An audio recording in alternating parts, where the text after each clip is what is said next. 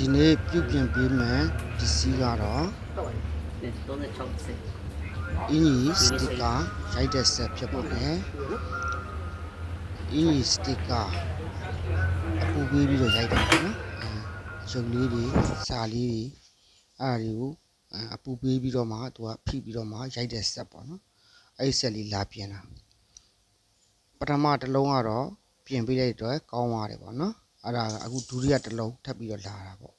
ဒုတိယတစ်လုံးကအခုတစ်လုံးကဘာဖြစ်လဲဆိုတော့ပါဝါမီးတွေကအကုန်လာတယ်မီးတွေကအကုန်လင်းတယ်ပေါ့နော်ဒါပေမဲ့သူကမပူတာကွိုင်မပူတာပေါ့နော်ကွိုင်မပူရတဲ့အကြောင်းရင်းပေါ့ရိုက်လို့မရဘူးပေါ့အပူမရှိတော့ရိုက်လို့မရဘူး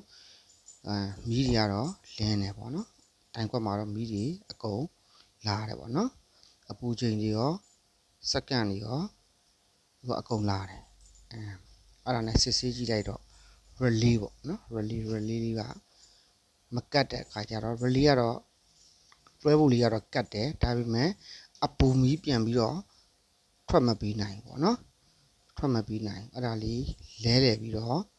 ပေးရမှာပေါ့နော်အဖြေကတော့အဲ့ဒါလေးတော့တွေ့တယ်ပေါ့ဒါပေမဲ့အဲ့ဒီရဲ့ original အတိုင်းတော့မရဘူးပေါ့ original မရှိဘူးဆိုတော့အခြား relay လေးပေါ့နော်MBR2 Boot relay တစ်လုံးကပ်ပြီးတော့ထည့်ပေးလိုက်တာပေါ့နော်အဲ့ဒါတော့အခုကောင်းသွားတယ်ပေါ့အဆင်ပြေသွားပါပြီခင်ဗျာ